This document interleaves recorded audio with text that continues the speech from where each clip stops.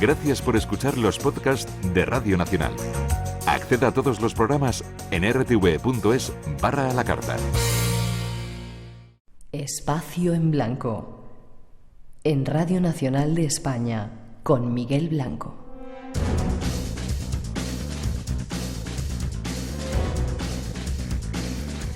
Son las 3:06, 2:06 en las Islas Canarias, hora de nuevo de misterios, segunda hora del Espacio en Blanco con un montón más de temas esperando. Y desde aquí queremos unirnos a la onda de solidaridad que está viendo con Julen, ese niño que está enterrado por ahí, sobre todo con toda la gente que está trabajando, sus padres, sus familiares. Ahí estamos también con vosotros. Los saludos para todos los que seguís ahí, escuchando en la Radio 1 y Radio 5, en la radio online en cualquier parte del mundo o descargando el podcast. Como os digo, segunda hora de misterios. Ahí vamos con una introducción todavía antes de ese homenaje que tenemos preparado para un padre que dio mucha guerra. Pero antes, ratas.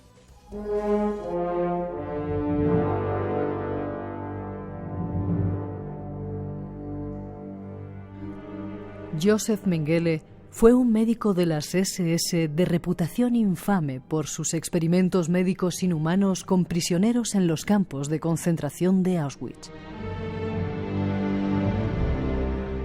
Le llamaban el ángel de la muerte, pero ni ese terrorífico apodo es capaz de evocar una milésima parte de toda la maldad que atesoraba en su negro corazón.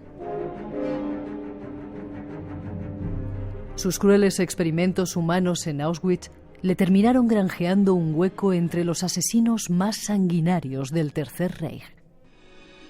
A Joseph Mengele se le conoce como el ángel de la muerte. Es el jefe médico de Auschwitz, donde llegan los trenes de prisioneros. Selecciona quién muere, quién va a hacer trabajos forzados y quién participa en sus perversos experimentos. Le fascinan los hermanos gemelos y los somete a pruebas terribles. Cuando acaba la guerra, consigue escapar del ejército soviético. Los 5 años siguientes los pasa en el sur de Alemania con un nombre falso. Allí lleva una vida familiar normal, trabajando en una empresa de maquinaria agrícola. Pero cuando comienzan los procesos por crímenes de guerra, su nombre empieza a aparecer cada vez más. Él sabe que ser capturado por los aliados solo es cuestión de tiempo. Debe huir de Alemania. Mengele desaparece y llega hasta Brasil. Conozcamos algo más de su historia. Paco Bermúdez se hace ahora cargo de nuestro mágico sonido y te decía, micrófono cerrado, la gente está encantada contigo. Creo que se pueden decir esta cosa a estas horas. Dice, qué tío tan cojonudo. Lo llevo escuchando un montón de años en el Espacio en Blanco, que venga más. Es una suerte que lo tengamos aquí porque está tan loco que se va a la Napurna o se va a dar vueltas por España o por el Atlántico. Mengele, vaya personaje, ¿no? Sí, hay muchos errores en su biografía. ¿Sí? Sí, él siempre se le tiene identificado con el campo de Auschwitz. Él nunca fue jefe médico del campo de Auschwitz. No. Él fue el de Birkenau, el campo de Birkenau, que fue el anexo que se construyó a Auschwitz para crecer y que era un campo independiente. Él estaba bajo el mismo mando del comandante de Auschwitz. Lo que pasa que él era el responsable médico de Birkenau, que era donde él hacía los experimentos. Luego, cuando él termina la guerra, él realmente trabaja en una granja durante mucho tiempo. Está él solo, ni siquiera ve a su esposa, porque él ya tenía muy malas relaciones. Al final de la guerra ya tenía muy malas relaciones con su esposa. Es más, su esposa después de la guerra, justamente después de la guerra, se divorcia, pide el divorcio de él, ¿no? Él trabaja en una granja en Austria durante muchísimo tiempo, porque el granjero sabía más o menos que debería ser no lo tenía identificado, pero sabía que tenía que ser un cargo importante del Partido Nacional Socialista. Y no trabaja en una empresa de maquinaria, principalmente porque era su familia la dueña de la empresa de maquinaria. Todavía existe en Alemania. Tú vas en una ciudad de Alemania, ahora no recuerdo el nombre, y todas las avenidas, la avenida se llama Mengele, la fábrica se llama Mengele, y toda la gente de esa ciudad, que además es una ciudad muy importante, todos viven de Mengele, de la industria Mengele. Te digo porque la familia continúa, su hijo Rolf, el único hijo que tuvo Joseph Mengele, ha trabajado en la empresa familiar durante mucho tiempo. En el campo hizo rabasadas terribles, ¿no? Sí, bueno, es absolutamente brutales. O sea, te lees los documentos que hay sobre el caso. A él, en el juicio de Nuremberg solo se le cita una sola vez, nada más. Tú te lees toda la información sobre las declaraciones de todo el juicio de Nuremberg y solo se le cita en una sola ocasión, nada más, con el nombre de Mengele. Y eso es la primera vez que los americanos y los aliados empiezan a preguntarse quién es ese tipo que han hablado, que el tal Mengele. Y entonces cuando empiezan a investigar y a interrogar a prisioneros que han estado en Auschwitz y en Birkenau, y empiezan a hablarle de un médico muy educado, porque él pertenecía a una familia de gente adinerada, que él termina la carrera de medicina y él se centra en genética. Él es un experto en genética. Y él, digamos que el estar de jefe médico en Auschwitz, en Birkenau, le permite llevar a cabo experimentos con esas ratas de laboratorio que son los propios prisioneros del campo de Birkenau. Sobre todo con gemelos. Sí, él era especialista en gemelos. Además hay un caso curioso, es que a él no lo capturaron nunca, no lo capturan jamás, y él no va a Brasil. Él consigue huir a través del puerto de Génova. Él consigue huir a Argentina y él se reúne en Argentina con Adolf Eichmann. Y Adolf Eichmann le dice que no es seguro el que sean vistos juntos, ¿no? Y entonces Mengele, que es un hombre muy listo, muy inteligente, decide irse a Brasil, se traslada a Brasil, porque por Eichmann le dice que Frank Stangl, que hemos hablado antes de él, se ha instalado con su familia y no tiene absolutamente ningún problema porque está protegido por la dictadura brasileña, ¿no? El gobierno militar brasileño, y es cuando Mengele se va a vivir a Brasil. Allí vive una temporada tranquilito. He visto en tu libro que muere ahogado en una playa. Muere ahogado, sí, murió ahogado. Sí, estaba ya bastante hecho polvo, con muchas enfermedades. Sí, con muchas enfermedades, totalmente abandonado, y él va a nadar se va un fin de semana con una familia de mucho dinero alemana que le financia, porque saben quién es, Joseph Mengele, y se va a nadar, y mientras está nadando en la playa, a él le da un infarto. Es rescatado por el hijo de esta familia que estaba en la playa con él, lo rescatan, pero a él le ha dado ya un infarto y no son capaces de resucitarlo, y muere. Es enterrado en una tumba que él se había preparado por esta familia, no le ponen ningún nombre, y creo que en los años 80, a finales de los 80, un equipo de investigación de la revista Spiegel, la revista, la famosa alemana política, consigue detectar la tumba, sacan los restos, hacen una prueba de ADN con los familiares de los Mengele, que están todavía en Alemania, y descubren que tiene el mismo ADN y que es Joseph Mengele. Y lo más curioso de todo es que los huesos de Mengele permanecen durante 5 años en una caja fuerte de la Policía Federal brasileña en esa ciudad. Y finalmente los huesos, como nadie los reclama porque la familia no quiere reclamarlos, los huesos son entregados a la universidad de esa ciudad, que los utilizan, ¿no? Y actualmente son los huesos que utilizan los estudiantes de medicina para estudiar la anatomía humana, y son los huesos de Mengele. Qué curioso.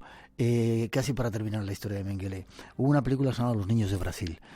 Hablaba de extraños experimentos que se hacían genéticos que había hecho Mengele allí en Brasil. ¿Es cierto o es una leyenda? Eso es un libro maravilloso de Ira Levin, es fantástico, Los niños de Brasil, pero es curioso porque en la zona en la que se movió Mengele, en Brasil, es el más alto índice de nacimientos de gemelos de todo Brasil. Entonces, claro, es muy curioso, ¿sabes? Porque dices que... Qué casualidad, ¿no? Casualidad, ¿no? Donde estuvo Mengele. ¿Qué es lo más probable? Pues que Mengele empezara a hacer sus experimentos con gemelos.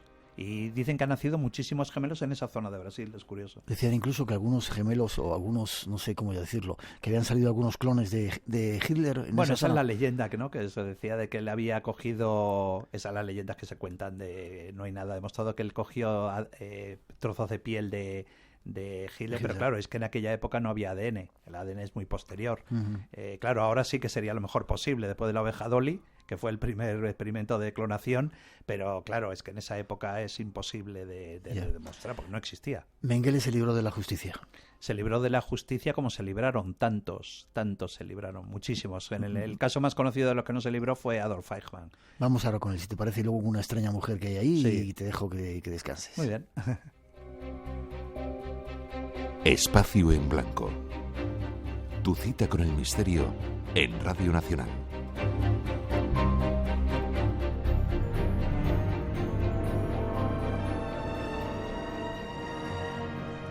Otto Adolf Eichmann fue un criminal de guerra alemán, alto cargo durante el régimen nazi como teniente coronel de la Schutzstaffel.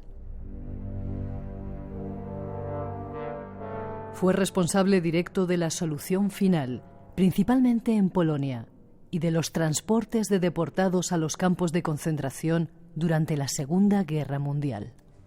Adolf Eichmann es una figura clave en la terrible maquinaria asesina de Hitler. En 1942 organiza una reunión en la villa de Wannsee, cerca de Berlín, donde se anuncia la solución final, el exterminio de los judíos de Europa. Nada más acabar la guerra, Eichmann es interrogado en varias ocasiones sin ser reconocido. Durante 4 años trabaja en una granja de pollos en la zona de la Alemania Occidental, ocupada por los británicos. Después, desaparece.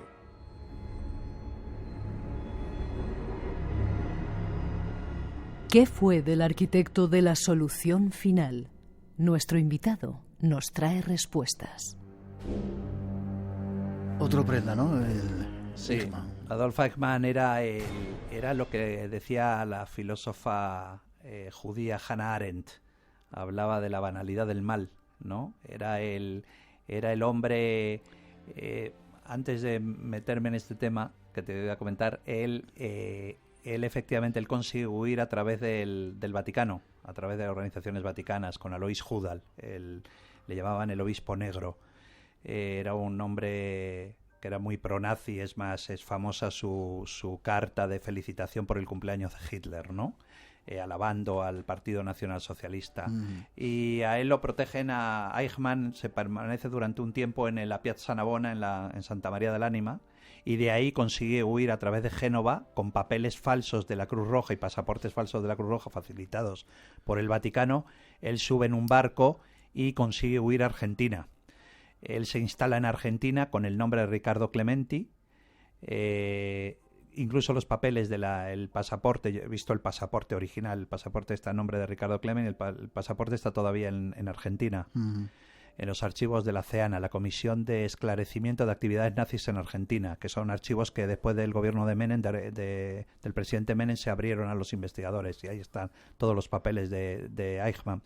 Eichmann permanece ahí, consigue un trabajo oscuro de contable en la Mercedes-Benz de Argentina, hasta que un día, en el año 60, él vivía ya con su mujer y con sus hijos en una zona del Gran Buenos Aires, de las afueras de Buenos Aires, en la calle Garibaldi, ¿no? Por eso los israelíes bautizaron su secuestro como la Operación Garibaldi, y no saben si es Eichmann, no lo tienen comprobado. Le han hecho varias fotografías, pero no saben si es Eichmann. Y entonces, ¿qué es lo que les lleva a saber que es Eichmann, a confirmarles que es Eichmann? A él le hacen seguimiento los del Mossad, agentes del Mossad. Peter Malkin era el jefe del comando. Yo le conocí a Peter Malkin en Washington. Y Eichmann de repente entra en una floristería. Fíjate con qué lo descubren. Entra en una floristería, ¿vale? Y le manda flores a su mujer por el aniversario de boda. Y entonces es lo que les demuestra a los israelíes que es Adolf Eichmann, porque era el mismo aniversario de boda con la que él se había casado con Vera Eichmann, en Alemania. Y eso es lo que les confirma de que es realmente Eichmann. Justamente se están celebrando el aniversario de la independencia de Argentina. Por lo tanto, han llegado delegaciones de todos los países, y donde llega Abba Eban. Abba Eban era el ministro de Asuntos Exteriores del gobierno de Ben Gurión. Y llega en un avión, en un Douglas del AL, de la compañía aérea israelí. Aterriza, y entonces el avión secuestran a Adolf Eichmann, el comando israelí secuestra a Eichmann y lo meten en el avión de Abba Eban, y cuando vuelven a Israel, el gobierno de David Ben Gurión hace pública el secuestro de Adolf Eichmann y que Adolf Eichmann va a ser juzgado en Israel. En Israel es juzgado y condenado a muerte y es ejecutado en la horca en el año 62, en la prisión de Ramla, en el norte de Israel.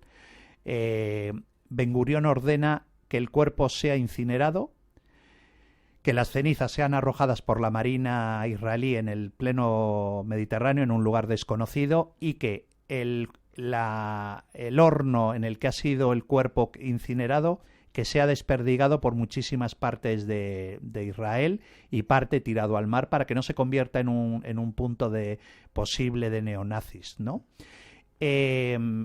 Durante el juicio es muy curioso porque él nunca reconoció haber matado a nadie, efectivamente. Adolf Eichmann jamás mató a nadie.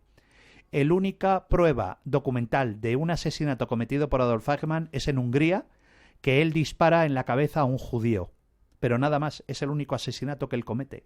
Él dice incluso en el juicio en Jerusalén, él le dice a Gideon Hausner, el fiscal, le dice que realmente él solamente se dedicaba a hacer conexiones de líneas ferroviarias. Realmente, efectivamente, él lo único que hacía era tal tren de Drancy, en Francia, tiene que llegar a tal hora al campo de Auschwitz, nada más, en Polonia. Yeah. Él no mató a nadie. Por eso Hannah Arendt habla de él como la banalidad del mal. Es decir, que era un hombre endiablado que mató a millones de personas, pero realmente él nunca puso el dedo en un gatillo, solamente una vez comprobado.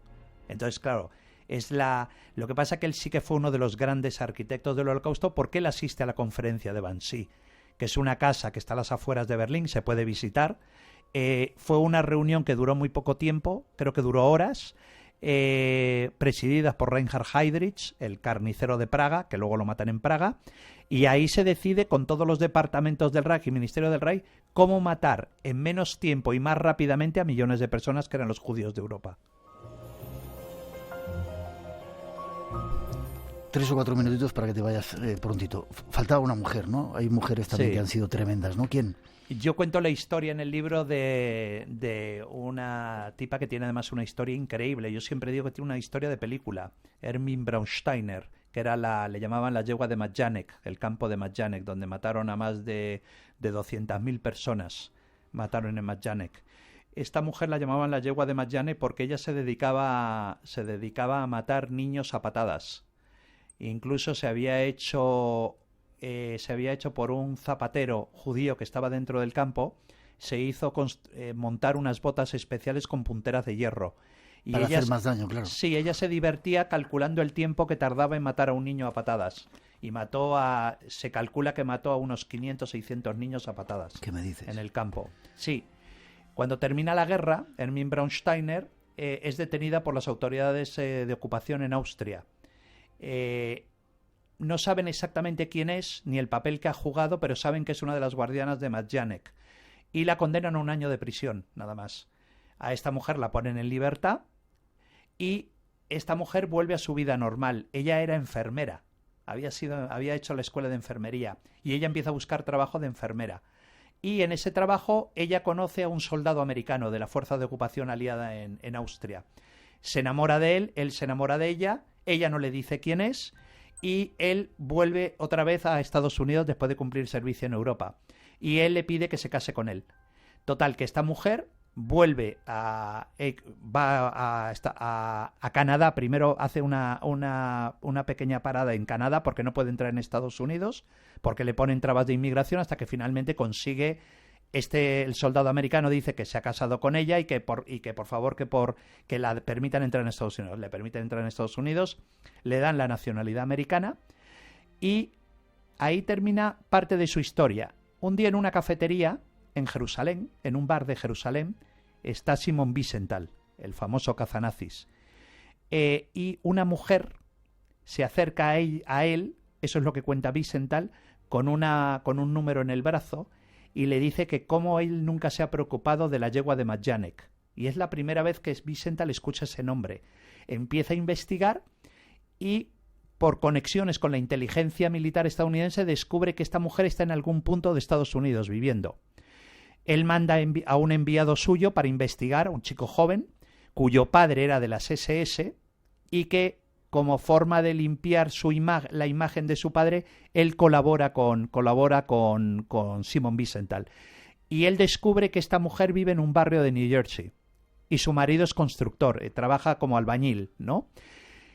No le hacen caso a Simon Wiesenthal las autoridades americanas, y Wiesenthal habla con un joven periodista, que ahora te contaré quién es, se llama Joseph Lilywell, que es un joven periodista del New York Times, que décadas después, se convirtió en director del rotativo del New York Times, Joseph Lilywell, uno de los grandes directores, con cientos de premios Pulitzer.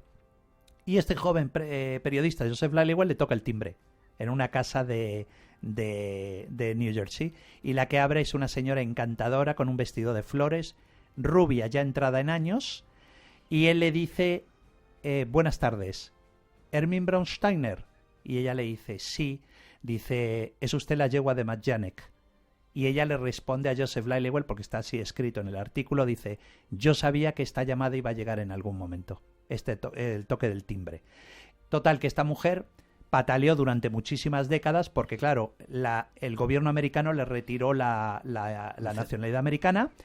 Esta mujer finalmente, después de mucho luchar en los tribunales, el Tribunal Supremo de los Estados Unidos le retira la nacionalidad americana por haber mentido al entrar en Estados Unidos, sí que había pertenecido al partido nazi, y es extraditada a Alemania. Y en Alemania es condenada a cadena perpetua, ya muy anciana. Esta mujer es recluida en una residencia de ancianos y se cree que murió en el año 99. Esta mujer. Se cree, porque no hay pruebas de ello.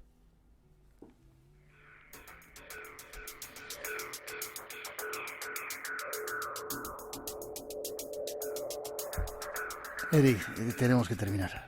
Espero que hayas disfrutado estando con nosotros. Sí, claro que sí, como siempre. Eres un tío cojonudo. Muchas gracias. Y se puede decir a estas horas, no digo yo solamente, lo dice un montón de gente. ¿Forma de contacto contigo? Pues a través de mi mail, ericfratini@gmail.com.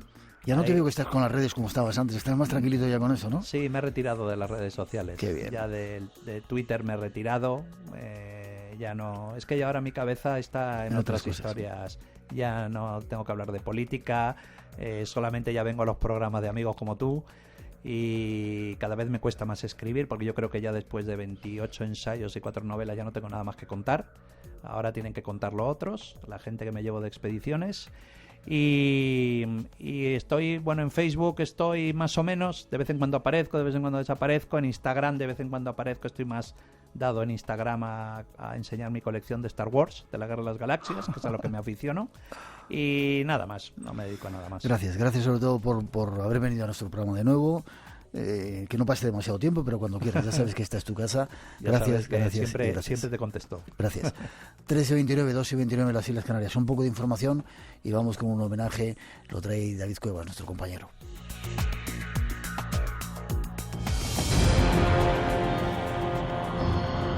Entre los límites de lo posible y lo imposible, crece el misterio. Aventúrate con nosotros a cruzar la frontera. Espacio en Blanco, con Miguel Blanco, en Radio Nacional de España.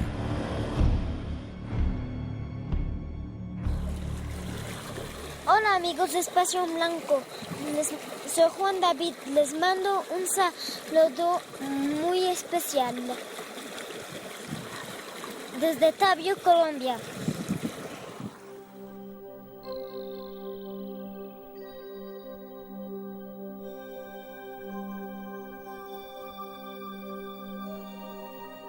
Esta música nos conduce a la próxima cita del Espacio en Blanco, Murcia, Congreso Más Allá de la Vida o Más Allá simplemente. Don Antonio.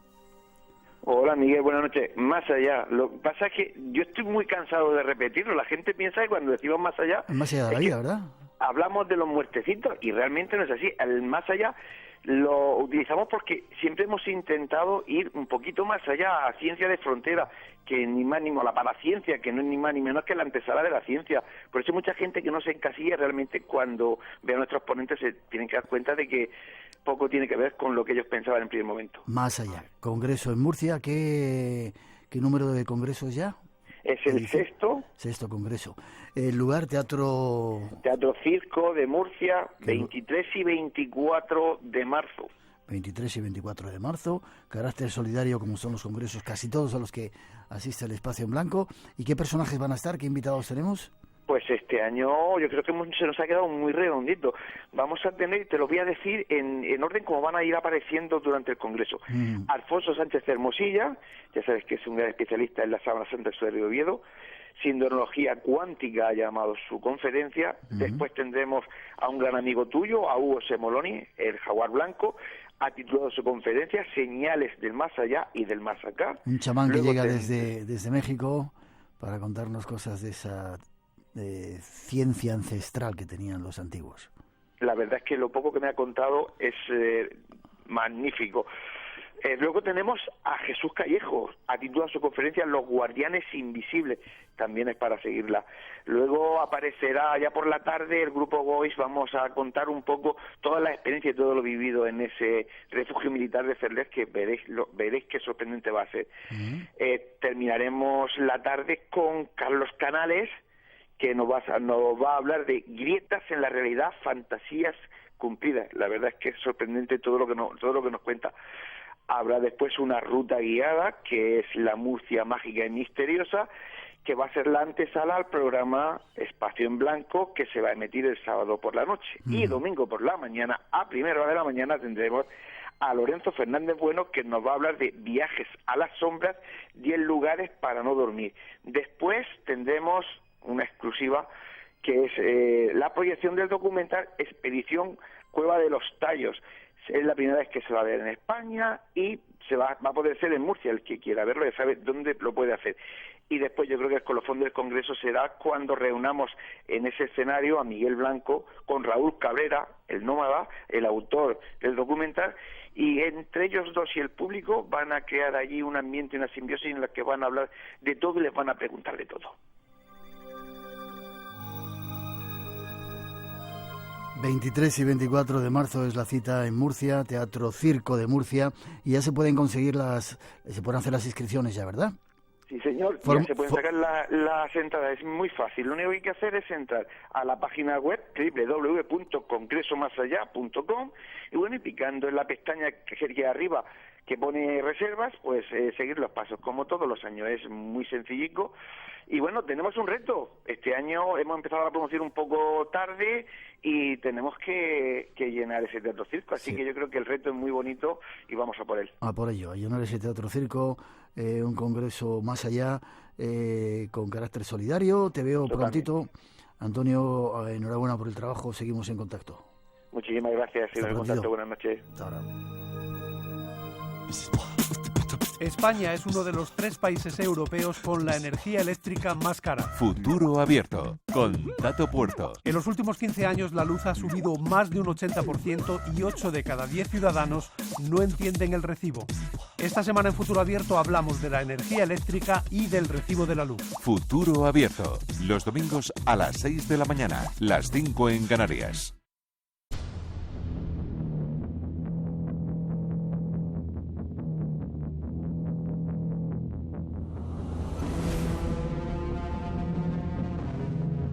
Ahí está la siguiente cita del Espacio en Blanco, Murcia, y seguiremos viajando para que estemos en contacto y darnos muchos abrazos. Buenas noches, don David. Buenas noches, don Miguel. ¿Cómo estamos? Muy bien. Yo me estoy quedando sin voz. Estoy con esta gripe o yo no sé qué es, que está arrasando por medio mundo y me ha tocado también a mí. Yo te sustituyo, no pasa nada. Perfecto. Vamos a hacer un homenaje, pero yo quiero recordar también a otro gran maestro que se nos ha ido, Francisco Pérez Avellán, Paco Pérez Avellán, que nos ha dejado hace poco tiempo. Seguramente haremos algo, porque no hay que olvidar la senda que han dejado todos estos personajes, como lo que tú traes hoy, ¿no? Sí, la verdad es que yo... Un cura que dio mucha guerra. Tengo un especial aprecio a la figura de Óscar, y eso que no tuve el honor de conocerle ni de entrevistarle, y lo intenté, te lo puedo asegurar. Algo comentamos de él, ¿recuerdas cuando hablábamos de los sacerdotes que habían investigado misterios relacionados con la parapsicología o la ufología? Pues ya hablamos un poquito de él, pero traemos nuevos datos de un personaje que es absolutamente fascinante. Bueno, Yo soy muy mitómano con esto de los libros. Aquí tengo todos los libros de Óscar González Quevedo. Para que la gente se haga una idea, ¿no? Decimos, ¿y este señor quién es? Eso dice, ¿quién era? ¿Quién era? Pues escribió libros como ¿Qué es la parapsicología?, El rostro oculto de la mente, 2 volúmenes fantásticos llamados Las fuerzas físicas de la mente, que encima los tengo firmados, y Los curanderos. Y además fue el encargado de una asociación, un centro, el Centro Latinoamericano de Parapsicología, el CLAP, que editaron, en España se pueden encontrar por ahí, si se busca un poco, 4 tomos de una revista fantástica llamada Parapsicología. Era un sacerdote español que se fue a vivir a Brasil. Efectivamente, nacido en 1930 en Madrid y pues fallecido hace 10 días, ¿no? Precisamente en Belo Horizonte, en Brasil, donde pasó sus últimos prácticamente 50 años, a los 88 años, ¿no?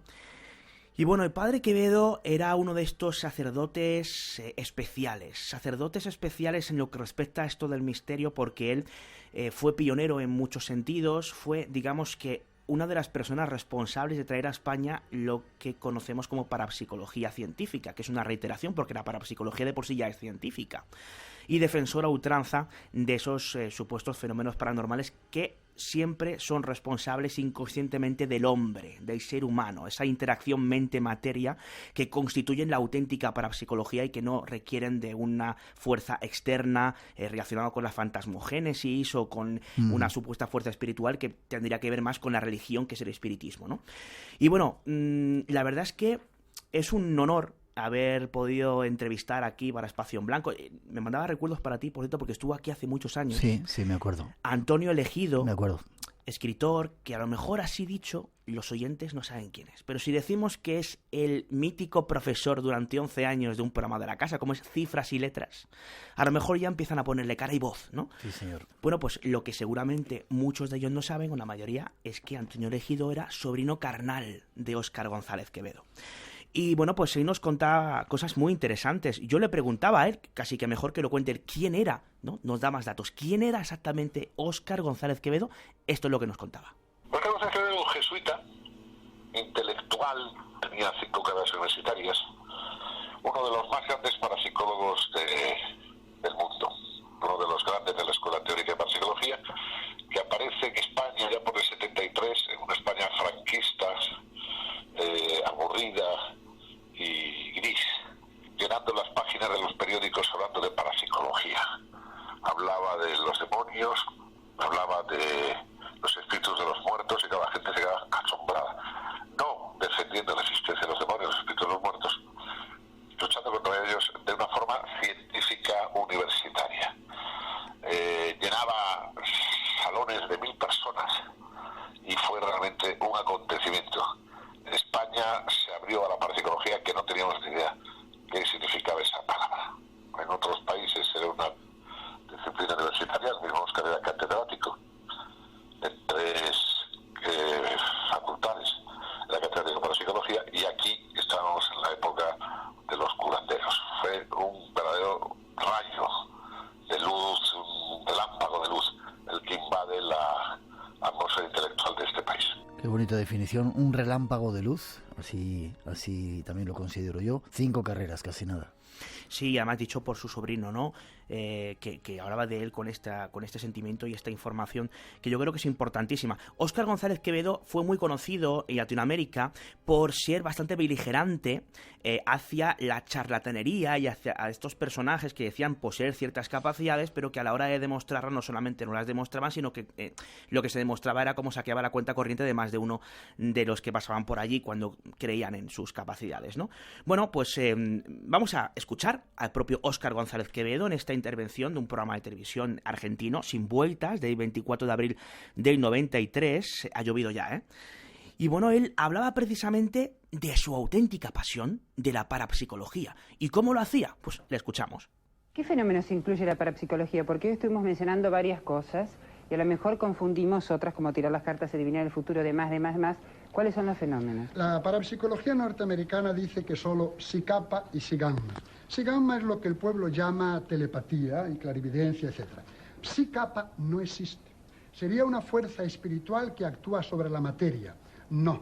La escuela europea dice telergia, y es una energía física, que como toda energía física se transmite inversamente proporcional al cuadrado de la distancia y que fuerzas del mismo signo se rechazan. Entonces, ¿qué estudia la parapsicología? Todo fenómeno misterioso de todas las épocas, pueblos y ambientes relacionado con el hombre. Es una descripción más que una definición. Telepatía. No excluir nada de lo que sucede en nuestro mundo. Es que no es ¿Puede común. nombrarlos algunos como para que la gente vaya sabiendo? Telepatía, movimientos de objetos o telequinesia, fotogénesis o luces brillantes, la pirogénesis o la telergia transformada en calor, el aporte que es lindísimo, objetos que se desmaterializan y entran a través de un muro o sangre que sale sin mancha y cae en un Cristo. ¡Ah, milagro! El Cristo sangró. Nunca un Cristo sangra a más de 50 metros de distancia. Algún día tendrás que buscar la entrevista que le hicimos en el Espacio en Blanco, que eso tú no lo sabes. Bueno, eso es una misión para Ramón Álvarez, que seguro que nos está escuchando. Seguro. Más testimonios. Pues más testimonios. Tenemos en este caso una nueva declaración de Antonio Elegido, hablando de algo muy interesante que era los fenómenos supranormales. ¿Esto qué es? Pues una definición que el propio Óscar tenía y que dotaba, porque claro, no dejaba de ser un jesuita, un sacerdote católico, y él unía hasta cierto punto ciertos fenómenos o situaciones inexplicadas con, lógicamente varía un poco para casa, con ciertos fenómenos místicos o relacionados con la religión católica. Si te parece, lo escuchamos. Vamos. Ha sido un grande, y aquellos que lean sus libros se darán cuenta de lo grande que fue. Quien se acerque sin prejuicios. Es verdad que algunos le acusan de utilizar la ciencia para apoyarse un poco en la religión, apoyar un poco a la religión católica, pero debo confesar yo que estuve con él en Brasil, acompañándole, ayudándole, trabajando con él durante unos años. Debo decir que muchísimo menos de lo que la gente cree. O sea, Óscar fue un gran divulgador científico, y es verdad que había un tipo de fenómenos que él denominaba supranormales, que son los más discutidos, que de alguna manera él utilizaba para apoyar un poco sus creencias católicas. Pero vamos, un hombre que muere después de haber hecho una gran labor, y ahí están los libros, las revistas y la cantidad de cursos que dio. Y murió en paz, tranquilo, y yo creo que con una sonrisa, porque Óscar era de muchas sonrisas. Espacio en Blanco. Tu cita con lo desconocido. En Radio Nacional. Con Miguel Blanco. Y esta noche con David Cuevas haciendo un homenaje a Óscar González Quevedo, que si hubiera nacido en otro sitio, siempre lo decimos, habría películas sobre él, ¿verdad? Sí, la verdad es que sí, es un tipo muy especial, y vamos a seguir conociendo datos de él. Fíjate, un asunto que me parece muy curioso, el famoso sacerdote de los ovnis, Enrique López Guerrero, el padre Platillo, como lo llamaban en su Mairena del Alcor natal en Sevilla. Yo pude entrevistarle hace años y me sorprendía cuando yo le preguntaba cómo se había iniciado en estos temas. Fíjate lo que me contaba. Mi formación parapsicológica fue posterior a la praxis. Primero vi los fenómenos y luego estudié quiénes eran. Tuve la suerte también de asistir a los cursillos que dio en Sevilla el padre Óscar González Quevedo. Yo le visité en su casa, le hablé de fenómenos que yo había visto que eran impresionantes, tan impresionantes que él lo puso un poquito en duda. O sea, habiendo visto tantas cosas, pero claro, yo lo había visto. Qué bien que sacerdotes como el padre Pilón, que también nos ha dejado, pero que se siga y su huella, se dedicaran a estos temas y divulgaran todo este tipo de historias, ¿verdad? Con seriedad, con profundidad. Sí, ya lo hablamos aquí en el programa, ¿no? Y no me descarrete porque como sigamos por aquí no acabamos, porque es un tema que me fascina y me apasiona, ¿no? Tanto aquellos sacerdotes que se encargaron de investigar temas relacionados con ufología, como aquellos como el propio Óscar González Quevedo, que lo hizo con parapsicología. Bueno, lo cierto es que cuando queremos saber cómo es Óscar en lo personal, cómo era Óscar, más allá de esos aportes que hizo, de haber traído la parapsicología científica a las aulas universitarias en España, que es que esto es un auténtico hito en los años 70, ¿no? Al igual que lo hizo la Sociedad Española de Parapsicología, también estaba Óscar ahí, o encargándose de ese Centro Latinoamericano de Parapsicología, el CLAP, que también es historia de estos temas. ¿Cómo era la persona? Bueno, pues quién mejor que el propio Antonio Elegido para contárnoslo. Óscar era desbordante, era un hombre que hoy diríamos con una capacidad de comunicación impresionante, o sea, con una empatía, con una sabiduría emocional, era un grande.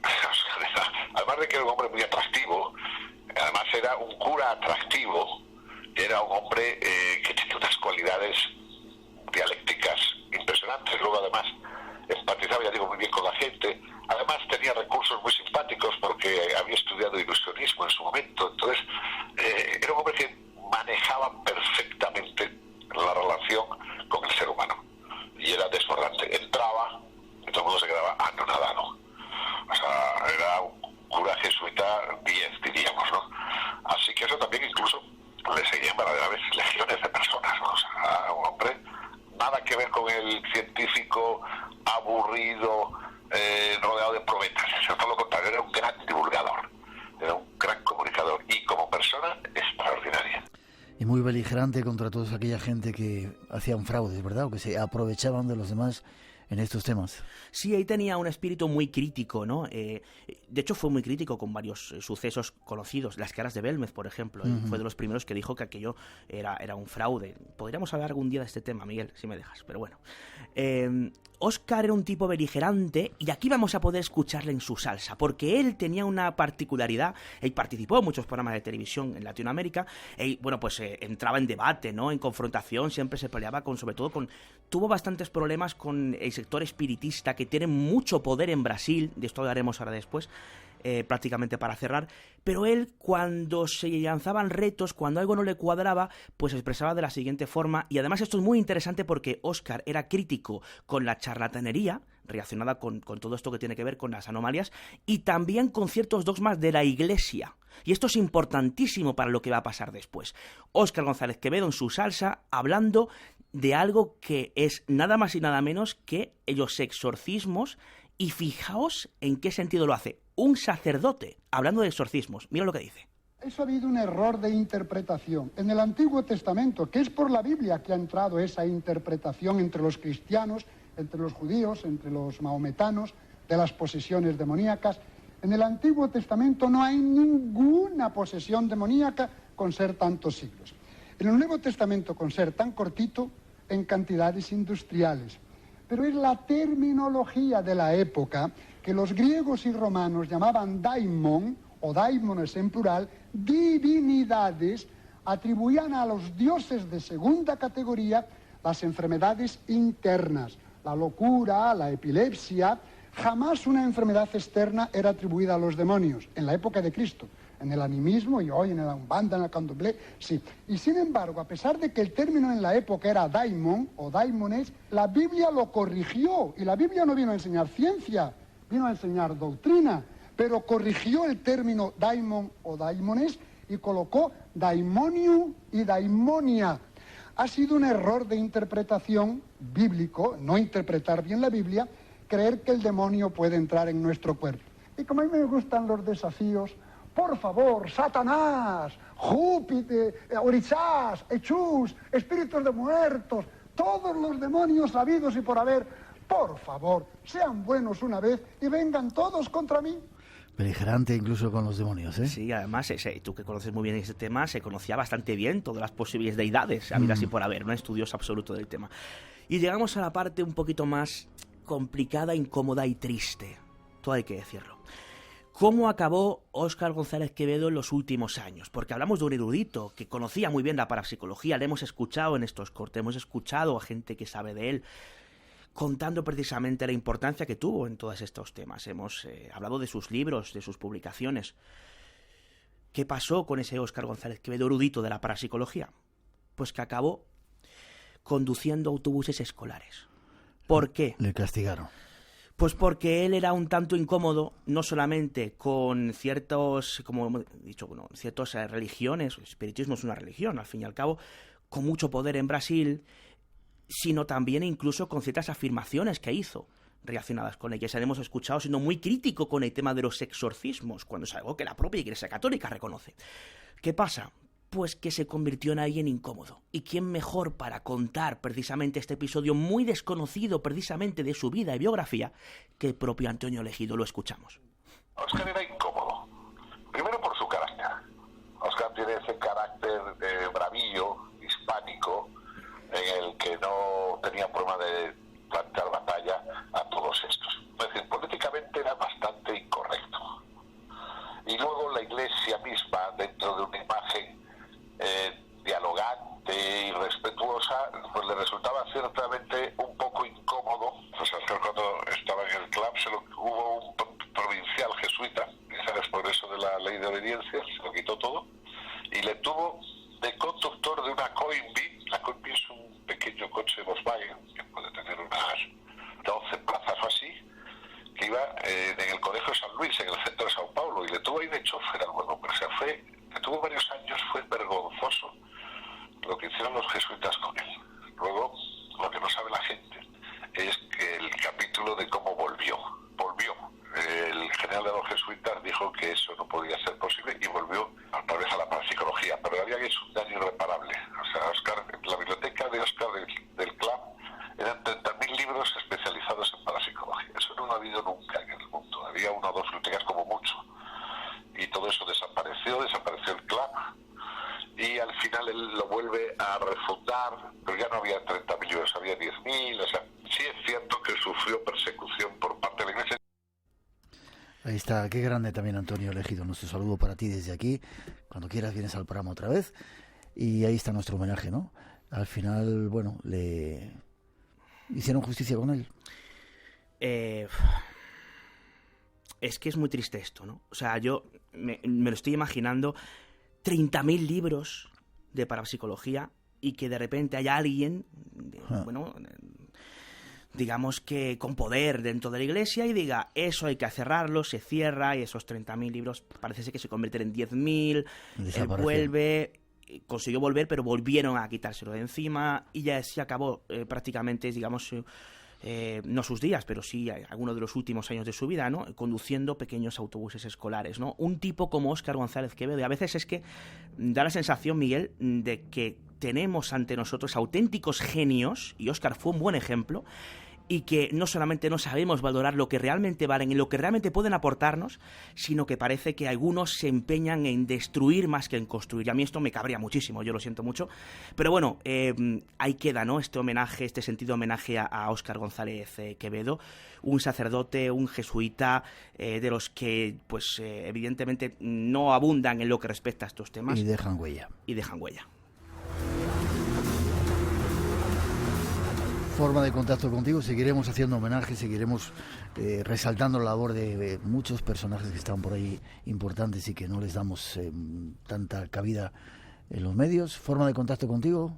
Pues para aquellos que quieran ponerse en contacto conmigo, para comentar algún tipo de caso que haya sucedido en su alrededor, alguna anomalía relacionada con ovnis, con sucesos paranormales, un correo electrónico, davidcuevas_en_blanco@gmail.com. Repito, davidcuevas_en_blanco @gmail.com, y también me pueden encontrar en Twitter en @dcuevasc. Estaremos encantados de recibir todos sus comentarios, críticas o casuísticas. Gracias. A ti, Miguel. Gracias por tu trabajo, seguimos juntos. En eso estamos. Gracias. Hola, ¿qué tal? Mi nombre es Ángel, los escucho desde Ellensburg, Washington, Estados Unidos. Miguel, un gran abrazo para ti y todo tu gran equipo y sobre todo los grandes invitados que tienes cada semana. Es un excelente programa, nunca me lo pierdo. Obviamente lo descargo por iVoox. Feliz de la vida de haberlos encontrado y desde el momento que los encontré, soy fan, indudablemente. Ahí está el saludo desde Washington, cantidad de oyentes que nos oyen desde diferentes partes del mundo. Buenas noches, Rosa. Hola, buenas noches, Miguel. Y cada vez más sumándose, ¿verdad? Estamos recibiendo montones. Ramón Álvarez nos manda algunos WhatsApp en ese número que tenemos, 633-44-8816. Ahí podéis dejar ese nota de voz diciendo desde dónde nos escucháis, en qué parte del mundo. La verdad es que desde los 4 puntos cardinales, nos escriben desde todas partes, nos mandan mensajes desde Estados Unidos. Bueno, a mí me ha emocionado especialmente este niño, ¿no? Que nos ha mandado ese mensaje de voz desde Colombia. Desde Colombia, sí. Desde Ellensburg, Estados Unidos, Ángel Torres, desde Eslovenia, no nos dicen el nombre, pero desde allí nos lo mandan, desde Taiwán, o sea, desde lugares de lo más dispares y alejados unos de otros. Un día con Ramón estuve contando países, no sé si eran 111 o 106 países del mundo que escuchaban el Espacio en Blanco, y antes teníamos una bolita del mundo y se veían puntitos y tremendo, cosa que agradecemos. Dicen que nos contaban el otro día en Latinoamérica que somos el programa en castellano más escuchado en toda Latinoamérica, no lo sé, pero bueno, nos alegra. Saludos para todos los que estáis por ahí fuera de España. ¿Ganadores? Tenemos a José María Crespo de Cáceres, Fernando Fernández de Villegas, Barcelona, Concepción Rodríguez de Oviedo, Santiago Buendía de A Coruña y Rosalía Navales de Málaga. Y seguimos buscando corresponsales. El otro día grabamos una cosita con uno de ellos, una historia increíble que contaremos en breve. Si tenéis algo que contar desde cualquier parte del mundo, decírnoslo y nos ponemos en contacto con vosotros. Y además testimonios. Estamos buscando testimonios de personas que hayan vivido fenómenos extraños, ¿verdad? ¿Alguna experiencia paranormal, sí, en primera persona y que les apetezca compartirla con nosotros? Hoy nos ha escrito gente, bueno, ha conmocionado mucho, la entrevista... Claro, la entrevista con Eric, y hemos recibido un email desde Galicia en relación al tema de los nazis, y si quieres te lo leo muy rápido porque es muy interesante. Nos cuenta que él vivía al lado de la antena que estaba situada en Santa Margarita, en La Coruña, que esta antena fue operada por los alemanes, y que en los años 80, en el 83, fue a clase con 2 niños que eran alemanes, que se comportaban de una forma bastante rara, seguían siempre una ruta muy estricta para ir al colegio, nunca se salían de ese camino, y tenían tan solo 9 años, hablaban perfectamente alemán y español. Un día le invitaron a su casa y por lo visto la madre estuvo haciéndole como un interrogatorio. Él dice que con 9 años, pues en aquel momento tampoco era muy consciente de lo que estaba viviendo, pero que después, reflexionando sobre aquello, pues se ha dado cuenta de que probablemente sí que formaban parte, ¿no?, de ese grupo de nazis que en aquel momento se instalaron allí en Galicia y que además desaparecieron de repente, de la noche a la mañana. Gracias por ese testimonio y gracias a ti. Y que se pongan en contacto con nosotros los ganadores para... Así es, en el correo electrónico del programa, que como sabéis es espacioenblanco@rtve.es. Feliz semana. Nos acordamos de Julen y toda la gente que está trabajando en ese rescate, cantidad de gente de solidaridad, cosa que nos alegra. Ahí estamos con vosotros. Es una historia increíble que contaremos en breve. Si tenéis algo que contar desde cualquier parte del mundo, decírnoslo y nos ponemos en contacto con vosotros. Y además testimonios. Estamos buscando testimonios de personas que hayan vivido fenómenos extraños, ¿verdad? ¿Alguna experiencia paranormal, sí, en primera persona y que les apetezca compartirla con nosotros? Hoy nos ha escrito gente, ha conmocionado mucho la entrevista...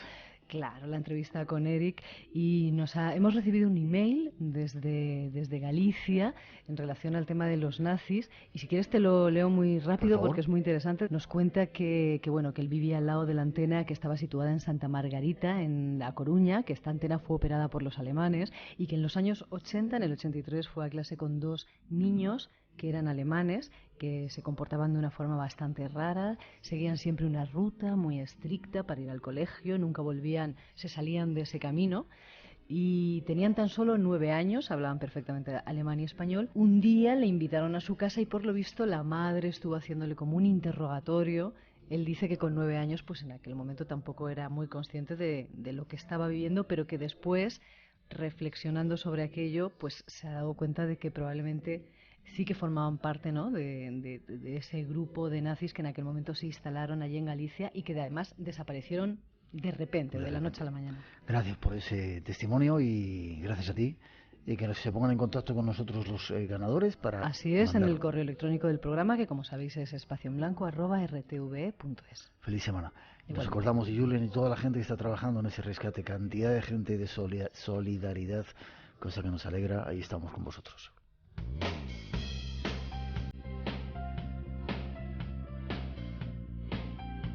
Seguro que alguno de ellos, mientras está preparando ese trabajo que tiene que cometer ahora, escuchando Radio Nacional, el Espacio en Blanco. Abrazos desde aquí. Y termina por ahora nuestro tiempo. Espero que hayáis disfrutado. Nuestros 2 invitados que han venido a vernos esta noche. ¿Sí? Bien, nos alegra. Termina nuestro tiempo. Ha sido un placer estar juntos en estas 2 horas. Este tiempo especial de radio. Feliz semana.